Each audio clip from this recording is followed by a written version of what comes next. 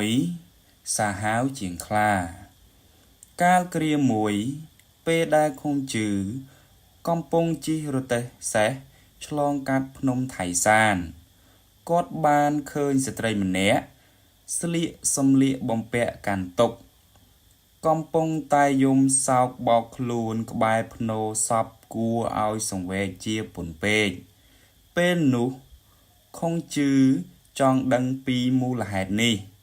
ទើបគាត់ក៏បញ្ជាឲ្យបញ្ឈប់រទេះសេះ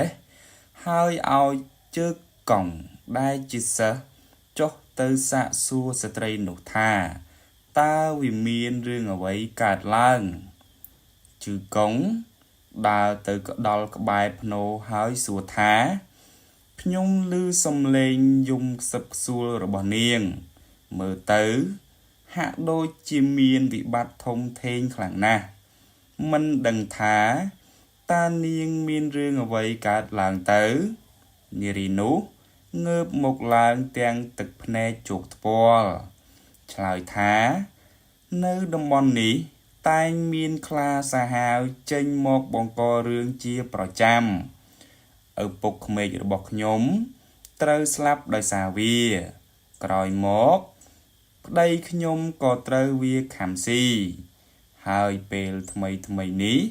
កូនរបស់ខ្ញុំក៏ត្រូវវាសម្លាប់ទៅទៀតហេតុនេះហើយបានជាខ្ញុំត្រូវមានទុក្ខធំធេងបែបនេះឮដូច្នេះខុងជឺក៏ចុះពីរទេះសេះមកសួរថាបើខ្លាវាសាហាវបែបនេះហេតុអីក៏ពួកនាងមិនរើទីកន្លែងចេញពីទីនេះហើយទៅរស់នៅទីកន្លែងផ្សេងវិញនារីនោះឆ្លើយព្រោះទីនេះជាកន្លែងដាច់ស្រយាលវាផុតពីអំណាចជិះជាន់ខុងជឺសេចក្ដីគិតមួយសន្ទុះពោលទៅកាន់សិស្សរបស់ខ្លួនចូលអ្នកទាំងអស់គ្នាចងចាំថាអំណាចជិះជាន់សង្កត់សង្កិនវាសាហាវជាងខ្លាទៅទៀតខ្លាវាតែងស៊ីមនុស្សតែអំពើខូខើនឹងការប្រើអំណាចជិះជាន់ផ្ដាច់ការរបស់ចៅហ្វាយនាយនិងអ្នកកាន់អំណាចក៏អាចស៊ីមនុស្សដូចគ្នាដែរមិនតែប៉ុណ្ណោះវាអាចនឹងកាយសាហាវជាងខ្លាទៅទៀត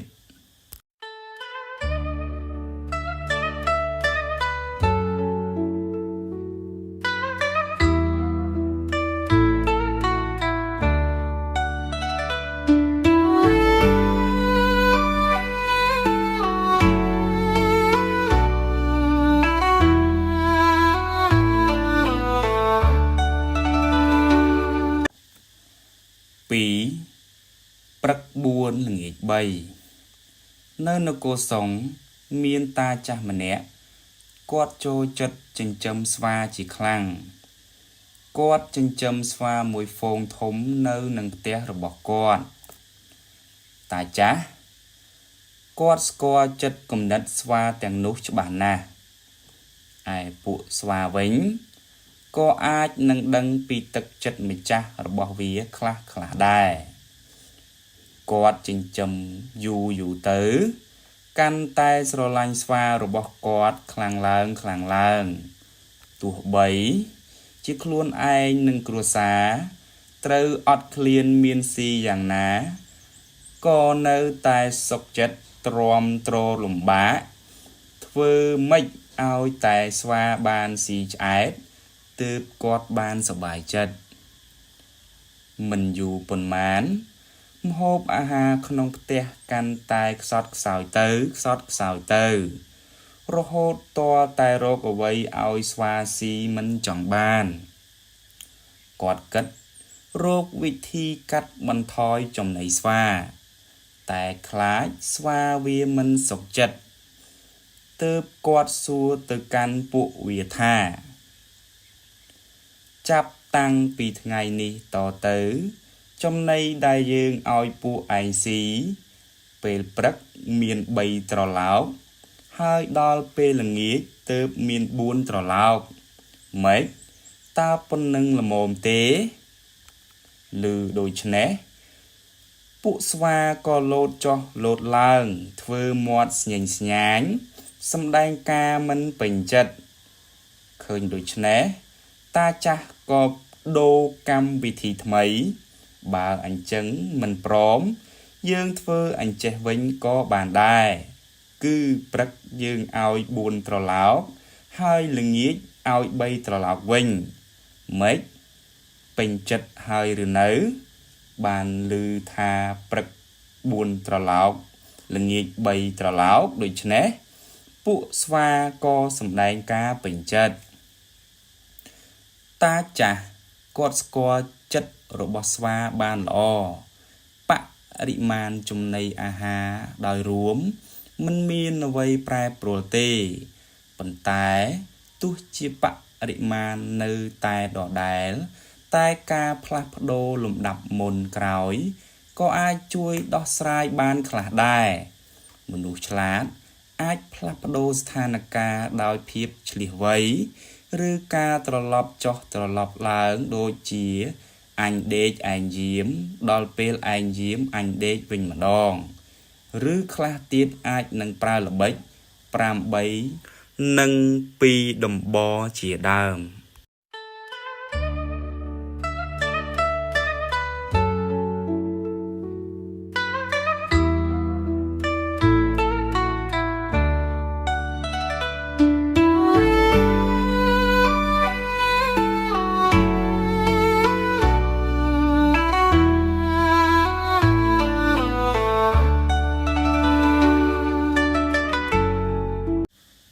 3កណ្ដុរក្នុងរោងអ្នកតា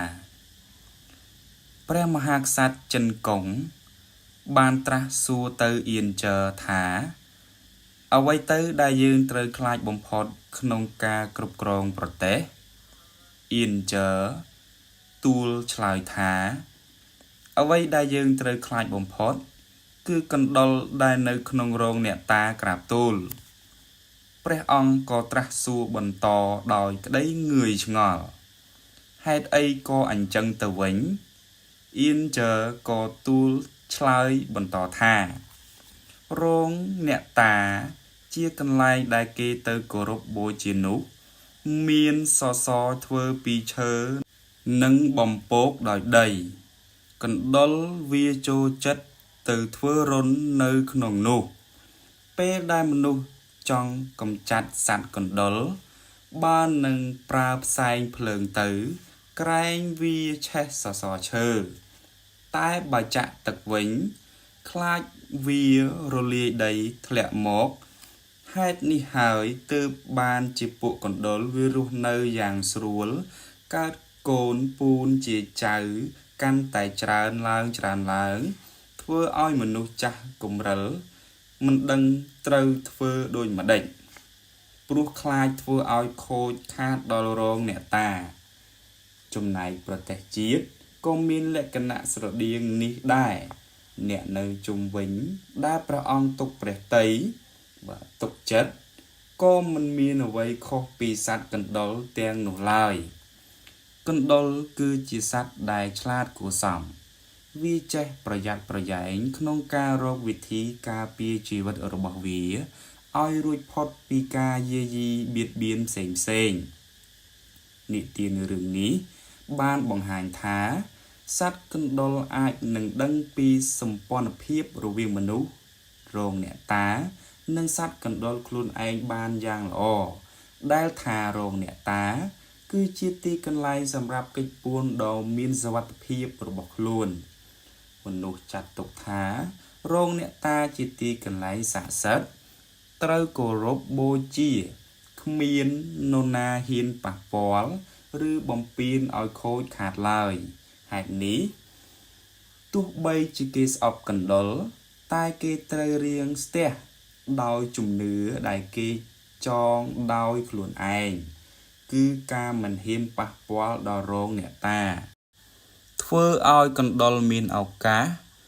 យករោងអ្នកតាធ្វើជាជំរកសោយសុខរបស់ខ្លួនទៅ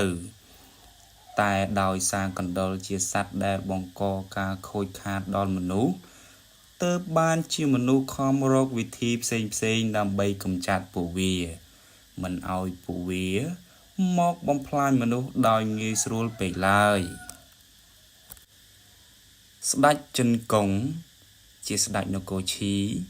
ចូលទិវង្គតនៅឆ្នាំ490មុនគ្រិស្តសករាជអៀនជើជាអគ្គមហាសេនារបស់នគរឈីស្លាប់នៅឆ្នាំ500មុនគ្រិស្តសករាជ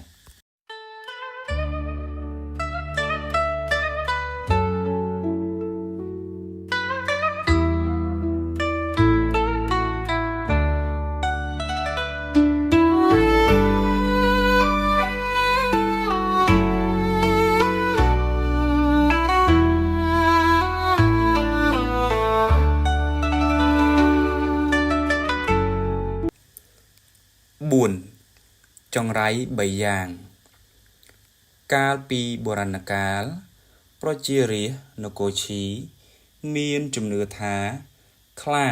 និងពស់ថ្លាន់គឺជាសត្វចង្រៃឧត្បាតបំផុតកាលគ្រានោះ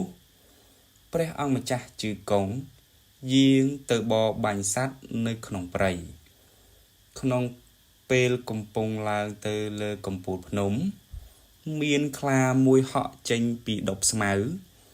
ធ្វើឲ្យព្រះអង្គនិងពួកសេនាដែលទៅជាមួយផិតភ័យជាខ្លាំងម្នាក់នាំគ្នាគេចទៅពួននៅតាមកន្លាតថ្មតែគេចពីនោះមិនបានប៉ុន្មានក៏ជួបនឹងពស់ថ្លាន់ធំមួយកំពុងឆ្វេលរង្វេលលើផ្ទាំងថ្មព្រះមហាក្សត្រនគរឈីផិតភ័យជាខ្លាំងក៏ប្រញាប់ប្រញាល់វិលត្រឡប់ទៅព្រះរាជវាំងវិញជាបន្ទាន់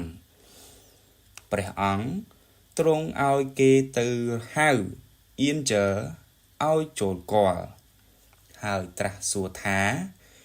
ថ្ងៃនេះយើងបានជួបនឹងខ្លាមួយលុះទៅដល់មកក្បែរកន្លាតថ្ម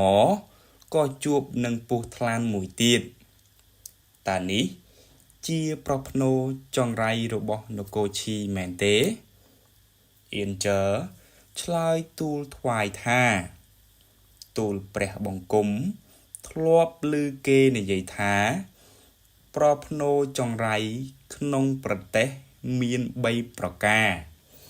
ទី1គឺមានមនុស្សល្អចំណេះដឹងមានសមត្ថភាពតែព្រះអង្គមិនជ្រាបទី2គឺព្រះអង្គទ្រង់ជ្រាបតែព្រះអង្គមិនចង់ប្រើចំណែកប្រការទី3គឺពេលប្រើគេហើយព្រះអង្គបែរជាមិនទុកព្រះទ័យប្រការដែលទូលបង្គំរៀបរាប់នេះហើយគឺជារឿងអពមង្គលចំណែកព្រះអង្គទៅជួបខ្លានៅលើភ្នំក៏ដោយសារព្រៃភ្នំជាទីកន្លែងរស់នៅរបស់ខ្លារីឯការជួបនឹងពស់ថ្លាន់ក៏ព្រោះកន្លាតថ្មជាជំរករបស់វាស្នាក់អាស្រ័យហេតុនេះអ្វីទាំងនេះវាគ្មានតាក់ទងជាមួយប្រផ្នូលចង្រៃរបស់ប្រទេសជាតិអ្វីឡើយមានទស្សនៈពីរបែបអំពីប្រផ្នូលអាក្រក់អ្នកជំនឿនិយមមិនបានស្រាវជ្រាវរកមូលហេតុផលពិតប្រាកដអំពីការរីកចម្រើនឬការអាប់អោនរបស់ប្រទេសជាតិយកមកបកស្រាយទេតែគេយកបាតុភូតធម្មជាតិសត្វធ្វើជាលេសថាជាប្រផ្នូលអាក្រក់ទៅវិញពួកគេយកលេសទាំងនេះមកបំពាក់បំពល់ប្រជារាស្ត្រដើម្បីលុបលាងខ្លួនឲ្យផុតពីការទទួលខុសត្រូវផ្សេងដែលខ្លួនធ្វើមិនបានល្អចំណែកអ្នកប្រកបនិយមគេសិក្សាចតកម្មរបស់ប្រទេសទៅតាមសភាពជាក់ស្ដែងរឿងនិទាននេះចង់បង្ហាញឲ្យដឹងថាការរីកចម្រើនរបស់ប្រទេសវាអាស្រ័យលើការចេះប្រើមនុស្សគឺការចេះប្រើមនុស្សល្អនិងមានសមត្ថភាពនោះឯងប្រវត្តិសាស្ត្របានបង្ហាញឲ្យឃើញច្បាស់លាស់ថាការមិនចេះយកមនុស្សល្អនិងមានមនុស្សសមត្ថភាពមកប្រើនោះហើយគឺជាប្រផ្នូលអពមង្គលរបស់ប្រទេសជាតិពិតប្រាកដ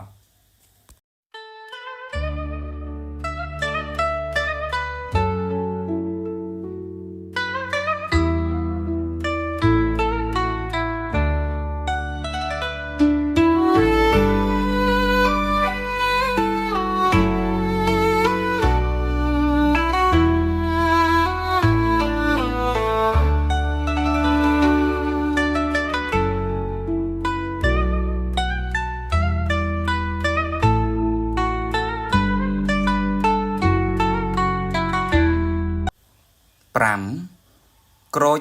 ដាំខុសដីកាលគ្រាមួយព្រះមហាក្សត្រនគរឈូបានរៀបចំពិធីជប់លៀង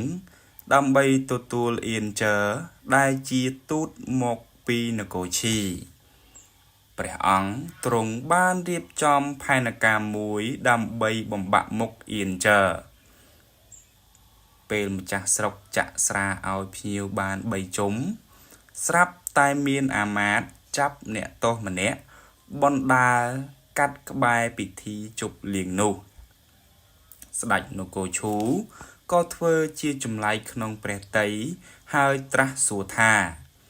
តើគេជានរណាអាមាត្យក៏ឆ្លើយគេជាអ្នកស្រុកនគរឈីមានកំហុសពីបទលួចទ្រព្យសម្បត្តិក្រាបទូលព្រះចៅនគរឈូបែបព្រះភ័ក្ត្រមករកអៀនចើហើយមានបន្ទូលថាជាអ្នកស្រុករបស់លោកទេតើពួកអ្នកស្រុកនគរឈីប្រហែលជាចូលចិត្តខាងលួចទ្រព្យសម្បត្តិរបស់គេណាស់ហើយមើលទៅអៀនចើងើបឈរឡើងឆ្លើយតបយ៉ាងសុភាពទូលបង្គំធ្លាប់បានឮគេនិយាយថាដើមក្រូចដែលគេដាំនៅភាគខាងត្បូងផ្លែរបស់វាមានរសជាតិផ្អែមឆ្ងាញ់ពិសាចំណែកក្រូចដែលដាំនៅភាគខាងជើងទោះជាក្រូចមានពូជដូចគ្នាតែផ្លែរបស់វាបែរជាល្វីងទៅវិញតើហេតុអ្វីបានជាដូច្នេះនោះក៏ព្រោះតែទឹកដីនិងអាកាសធាតុវាខុសគ្នាប្រជារាស្ត្រដែលមានកំណើតនៅក្នុងនគរឈីមិនដែលមាននរណាចេះលួចអ្វីទេតែពេលដែលគេផ្លាស់មករស់នៅក្នុងនគរឈូគេក៏បែរជាចេះលួចទៅវិញក្នុងរឿងនេះទូលបង្គំសូមទូលថ្វាយព្រះអង្គថាតើប្រហែលជាបណ្ដាលមកពីអាកាសធាតុទឹកដីបរិយាកាសក្នុងនគរឈូតាក់ទាញឲ្យពួកគេទៅជាមាននិស្ស័យធ្វើជាចៅបែបនេះទេដឹងក្រាបទូល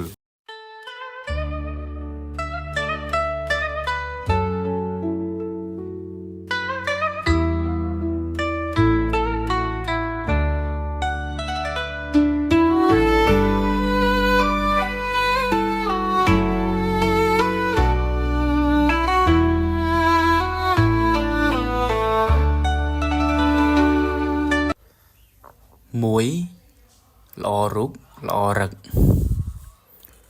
កាលគ្រាមួយយ៉ាងចើ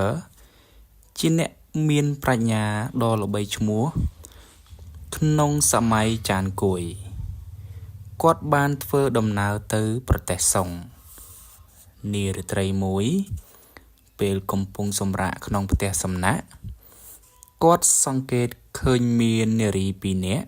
ធ្វើការនៅទីនោះក្នុងបណ្ដានារីទាំង2នាក់ម្នាក់មានរូបរាងស្អាតនិងម្នាក់ទៀតមានរូបមិនស្អាតប៉ុន្តែមនុស្សម្នានៅទីនោះបែរជាចូលចិត្តនិយាយលេងនិងរាប់អានទៅលើតែនារីដែលមិនស្អាតហើយគេថែមទាំងបានបញ្ចេញអាកប្បកិរិយាមិនសមរម្យនិងមើលងាយចំពោះនារីរូបស្អាតទៅវិញដើម្បីឲ្យអស់សង្ស័យយ៉ាងជឺក៏សួរទៅកាន់អ្នកធ្វើការនៅក្នុងផ្ទះសំណាក់នោះថាហេតុអ្វីបានជាដូច្នេះបុរសដែលធ្វើការនៅទីនោះអោនមកសឹបតិចតិចដាក់ត្រចៀកគាត់នាងដែលមានរូបរាងស្អាតនោះគេតែងដំកើងរឹកថាខ្លួនគេស្អាតតែខ្ញុំមើលទៅមិនឃើញស្អាតត្រង់ណាសោះចំណែកនាងមួយទៀតគេតែងថាខ្លួនគេមិនសូវស្អាតតែខ្ញុំមានអារម្មណ៍ថាដូចជាមិនអាក្រក់អ្វីឡើយស្ដាប់ហើយយ៉ាងចើអង្គុយស្ងៀមមួយសន្ទុះរួចពោលតិចតិចថាយើងយល់ថាមនុស្សដែលធ្វើល្អហើយមិនចាំបាច់សម្ដែងបង្ហាញថាខ្លួនធ្វើល្អអ្វីទៀតទេមនុស្សប្រភេទនេះ ទោះបីជាទៅដល់ទីណាក៏អ្នកផងទាំងពួងគេនៅតែគោរពរាប់អានជាដដែលរឿងនេះអាចថាជារឿងដែលគួរឲ្យអស់សំណើចតែវាបានបង្កប់អត្ថន័យដ៏ជ្រាលជ្រៅមួយមនុស្សយើងទោះជាមានសមត្ថភាពខ្ពង់ខ្ពស់យ៉ាងណាក៏ដោយតែបើមានអំនួតអួតអាងមើលរំលងអ្នកដទៃហើយនោះគេមុខជានឹងត្រូវអ្នកដទៃបន្ទាបតម្លៃមកវិញចំណែកមនុស្សដែលមានសមត្ថភាពល្មមតែបើគេចេះដាក់ខ្លួនចេះផ្ដល់តម្លៃដល់អ្នកដទៃគេក៏នឹងបានទទួលនៅការគោរពរាប់អាននិងចំណងមេត្រីភាពត្រឡប់មកវិញអ្នកចេះដឹងមានសមត្ថភាពតែខ្លាចគេមិនដឹងថាខ្លួនចេះទើបគេចូលចិត្តអួតអាងឬបានធ្វើអ្វីតែបន្តិចបន្តួចក៏ចង់ឲ្យអ្នកដទៃលើកដំកើងបញ្ចូលខ្លួនឯងដែរដោយតាមការពិតមកពីគេមិនយល់និងមិនបានវិភាគអំពីបែបបទជីវិតរបស់មនុស្សទូទៅឲ្យបានដិតដល់នោះឯង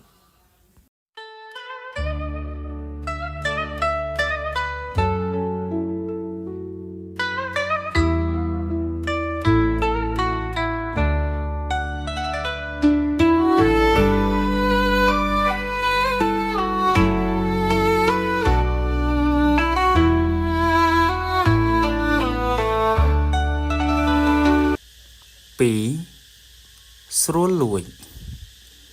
កាលពីយូរលង់ណាស់មកហើយ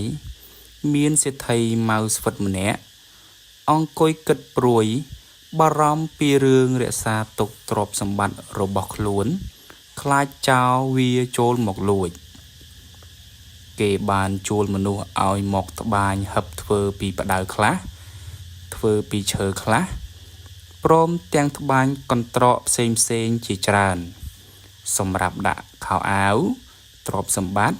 មាសប្រាក់និងសម្ភារៈផ្សេងគ្រប់យ៉ាងដាក់បញ្ចូលទៅក្នុងហឹបនិងកន្ត្រកទាំងអស់នោះប៉ុន្តែហើយគេក៏នៅតែមិនទាន់ទុកចិត្តនៅឡើយទើបខំរកសោមកចាក់រួចរុំខ្សែពីក្រៅថែមមួយជាន់ទៀតពេលរៀបចំស្រេចបាច់អស់ហើយទើបគេជញ្ជូនយកទៅទុកក្នុងបន្ទប់យ៉ាងរៀបរយគេតែងចូលទៅត្រួតពិនិត្យកន្លែងនោះជាច្រើនដងក្នុងមួយថ្ងៃអ្នកស្រុកនាំគ្នាសរសើរថាគាត់ជាមនុស្សឆ្លាតព្រឹត្តព្រៀងបានល្អសម្បើមណាស់នាថ្ងៃមួយពេលខែរនោចចៅមួយក្រុមបានទម្លុះកំផែងរបងផ្ទះហើយនាំគ្នាចូលទៅរកមើលលួចទ្រព្យសម្បត្តិរបស់សេដ្ឋីនោះក្នុងពេលពួកវាកំពុងប្រមូលទ្រព្យសម្បត្តិទាំងនោះដំបូងពួកចៅចេះតែបារម្ភខ្លាចក្រែងមានធ្លាក់ជ្រុះរបស់របរដែលអាចនឹងនាំឲ្យដឹងដល់សេដ្ឋីតែពួកវាបានពិនិត្យឃើញថាអីវ៉ាន់ទាំងអស់នោះគត់មុតល្អណាស់ព្រោះសេដ្ឋីបានវេចខ្ចប់សម្រិតសម្រាំងទុកឲ្យរួចជាស្រេចដែលធ្វើឲ្យពួកចៅលួចបានយ៉ាងងាយស្រួលជាទីបំផុតលុះព្រឹកឡើងគ្រាន់តែភ្ញាក់ពីដំណេកភ្លាមសេដ្ឋីប្រញាប់រុះរាន់មកពិនិត្យមើលទ្រព្យសម្បត្តិរបស់ខ្លួន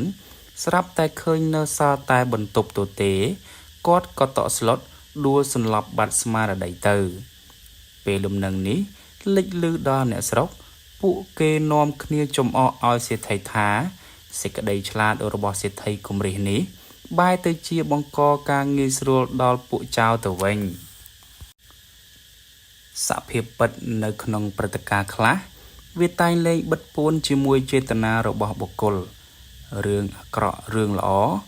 ឬផលអាក្រក់ផលល្អនោះវាមិនមែនសុទ្ធតែដូចក្តីរំពឹងទាំងអស់នោះទេទង្វើនីមួយតែងមានផលវិជ្ជមាននិងអវិជ្ជមាននៅលាយឡំគ្នាជានិច្ចពេលយើងធ្វើអ្វីមួយដែលនឹងឲ្យផលល្អវានឹងមានផលអាក្រក់ខ្លះបង្កប់នៅជាមួយផងដែរក្នុងលក្ខខណ្ឌដ៏ជាក់លាក់ណាមួយប្រការល្អអាចប្រែទៅជាប្រការអាក្រក់នោះគឺជាការឲ្យផលផ្ទុយទៅវិញ ការវេចខ្ចប់ការចាក់សោយ៉ាងកត់មុតជាលក្ខខណ្ឌមួយដែលល្អសម្រាប់ម្ចាស់ផ្ទះផងហើយវាក៏ល្អសម្រាប់ពួកចៅផងដែរដូច្នេះវាមិនទាន់ប្រកាសថានឹងឲ្យផលយ៉ាងណានោះទេការដែលចៅចូលលួចបានដោយងាយវាមានកត្តាផ្សេងទៀតដែលម្ចាស់ផ្ទះគិតមិនដល់ដូចជារបងផ្ទះមិនរឹងមាំជាដើមដោយហេតុនេះការដែលចង់ធ្វើអ្វីមួយឲ្យបានល្អវាមិនមែនជារឿងដែលធ្វើបានដោយងាយនោះទេអ្នកត្រូវរកលក្ខខណ្ឌរួមផ្សំផ្សេងឲ្យបានសព្វគ្រប់ដើម្បីការពារកុំឲ្យរឿងល្អប្រែទៅជារឿងអាក្រក់វិញបាន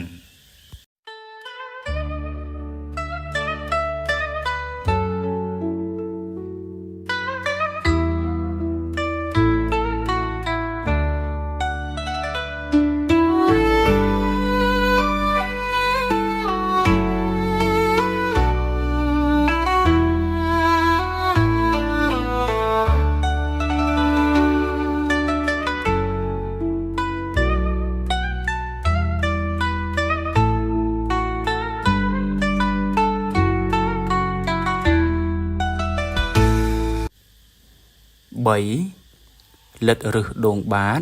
បានរទេះសេះបុរសម្នាក់ឈ្មោះឆៅសាងត្រូវបានព្រះមហាក្សត្រនគរសុងបញ្ជូនទៅធ្វើជាទូតនៅនគរឈិនពេលចេញដំណើរស្ដេចនគរសុងបានប្រទានរទេះសេះឲ្យគេតែប៉ុន្មានគ្រឿងប៉ុណ្ណោះលុះពេលទៅដល់នគរឈិនស្ដេចនគរឈិនទ្រង់សពព្រះតីនឹងឆៅសាងជាខ្លាំងព្រះអង្គទ្រង់បានប្រទានរទេះសេះឲ្យគេយ៉ាងច្រើនរហូតដល់ទៅ100គ្រឿងឯណោះពេលត្រឡប់មកដល់នគរសុងឆៅសាងក៏បានជួបនឹងជួងចើគេនិយាយដោយមានមោទនភាពមកលើខ្លួនឯងថាបើនិយាយពីរឿងទ្រាំលំបាកលំបិនស៊ីអត់ស៊ីឃ្លាន